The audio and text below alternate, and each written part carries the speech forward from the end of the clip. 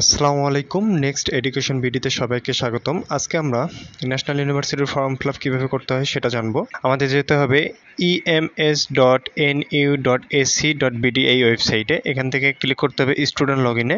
Student log ইনে click করার পর এখানে বলতেছে student log in registration number. Student registration নাম্বারটা এখানে বসাই দিতে হবে।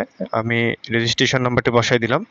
এখানে সাবমিট বাটনে ক্লিক করার পর আমরা দেখতে পাচ্ছি আমাদের স্টুডেন্ট প্রোফাইলে ঢুকে গেছি। এখান থেকে আমাদের যেতে হবে বাম পাশে ফর্ম ফিল আপ যে বাটনটি আছে এখানে ক্লিক করতে হবে। ফর্ম ফিল আপে ক্লিক করার পর আমরা আমাদের অ্যাপ্লাই নাও এখানে ক্লিক করতে হবে। এখানে দেখা যাচ্ছে bachelor of degree honours part 1 2024। তো এখানে অ্যাপ্লাই নামে ক্লিক করলাম। অ্যাপ্লাই নামে ক্লিক করার পর আমরা এখানে স্টুডেন্টের ইনফরমেশন সব কিছু দেখতে পাচ্ছি। তার নাম, তার মোবাইল নাম্বার দেখতে পাচ্ছি।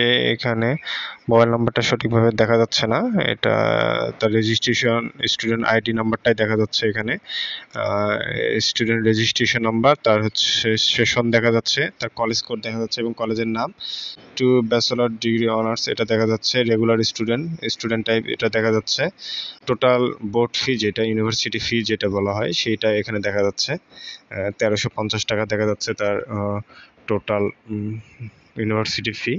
আচ্ছা, যাই হোক, আমরা এখন সাবজেক্ট পেপার নাম, এখানে সাবজেক্টের নামগুলো দেখা যাচ্ছে, সাবজেক্টের কোড, তার হচ্ছে পেপার টাইপ এখানে দেখা যাচ্ছে এবং ইলেকট্রিক সাবজেক্ট হিসেবে তার হচ্ছে সাবজেক্ট এখান থেকে যেখানে একটা সিলেক্ট করে নিতে হবে। তার যে সাবজেক্টটা সে কলেজে পড়াশোনা করেছে তার এই সাবজেক্ট কোড হচ্ছে 21/2009। এই সাবজেক্ট এটিতে এখানে তার যে সাবজেক্টটা সেটা আমি সিলেক্ট করে দিচ্ছি। আপনাদের যে সাবজেক্টটা থাকবে সেই সাবজেক্ট কোড অনুযায়ী আপনারা মিলায় সেখানে টিক দিয়ে দিবেন এবং সেটা সিলেক্ট করে নেবেন আর কি।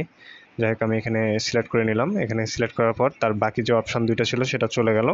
এখন থেকে তার আপডেট মোবাইল নাম্বার, এখানে মোবাইল নাম্বারটা দিতে বলতেছে, তার মোবাইল নাম্বারটা আমি দিয়ে দিচ্ছি।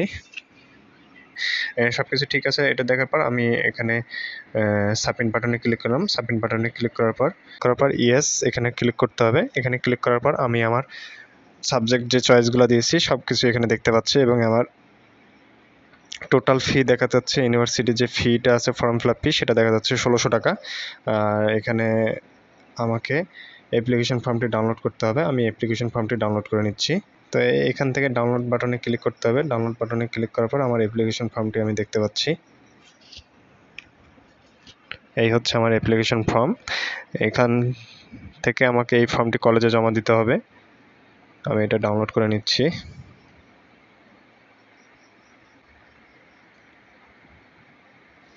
ফর্মটি আমি ডাউনলোড করে নিলাম। এই ফর্মের ভিত্তিতেই আমার হচ্ছে অ্যাডমিট কার্ডটি আসবে এবং এখান থেকে যে সাবজেক্ট চয়েস করা হয়েছে সেই সাবজেক্টগুলোই থাকবে।